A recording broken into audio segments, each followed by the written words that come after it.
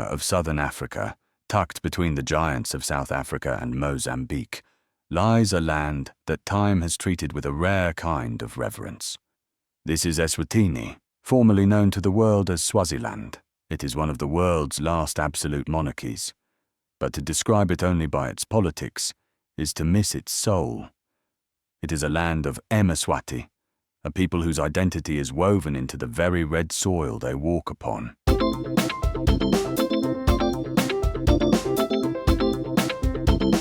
Eswatini may be small, smaller than the state of New Jersey, but its geography is a microcosm of the entire continent. In the west, the Highveld offers cool, misty peaks and the dramatic landlocked waterfalls. As we move east, the land drops into the Middle Veld's lush valleys, the heart of the nation's agriculture. Further still lies the Low Veld, a hot bushveld expanse home to the great sugar estates and wandering wildlife.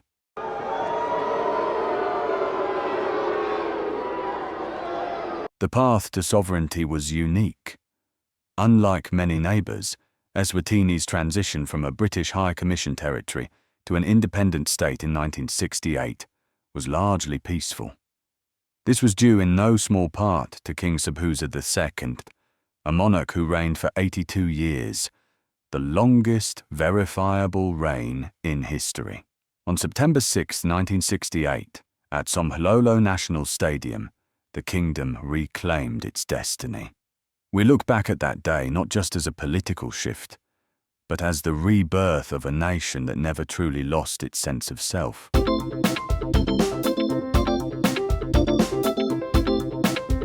The governance of Eswatini is a blend of the Tinkundla system and traditional monarchy.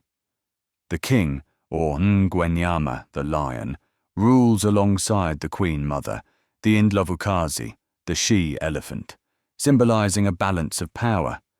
The national symbols are a masterclass in storytelling.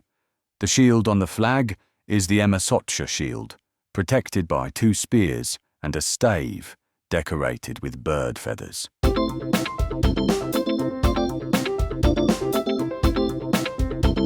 Eswatini has long prided itself on being an island of peace.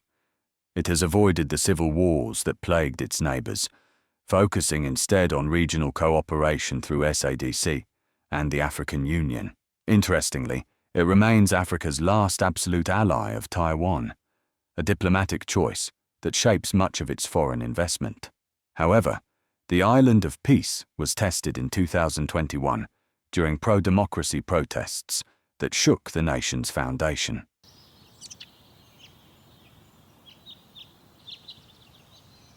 If stones could speak, Eswatini would have the longest story on earth.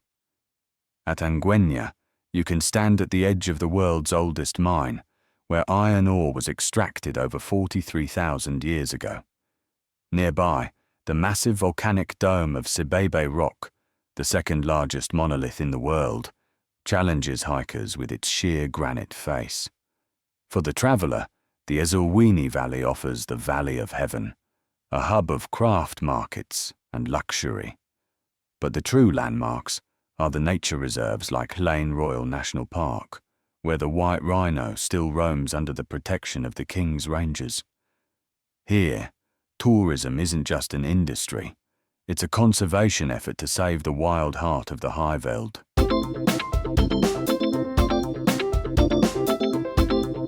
To be Swazi is to belong to a family that spans a nation.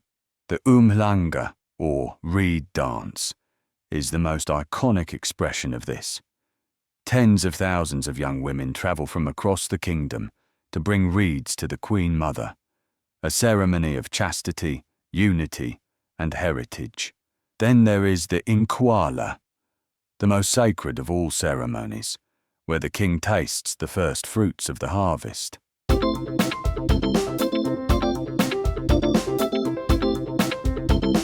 The backbone of Eswatini's economy is sweet.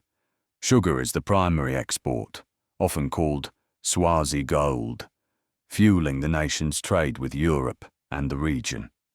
In the industrial heart of Matsafa, the buzz of sewing machines tells the story of a growing textile sector that exports to the US under the AGOA trade agreement. Eswatini is also home to one of the world's largest soft drink concentrate plants, making it a vital link in the global supply chain for brands you drink every day.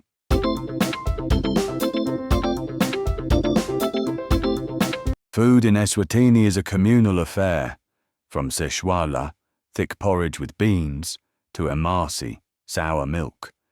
These dishes are the comfort food of a nation. As tourism evolves, cultural villages allow visitors to sleep in traditional beehive huts, but with the luxury of the 21st century. This is the modern Swazi identity, a young woman in traditional sidwaba, skin skirt, who is also a software engineer.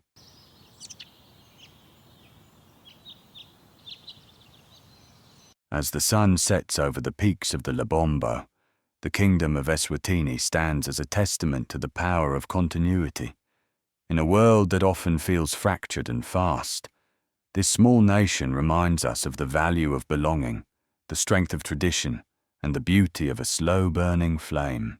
From the ancient red ochre of Ngwenya to the bright lights of Mbabane, Eswatini remains vibrant, defiant, and eternally royal. Thank you for journeying through the heart of the kingdom.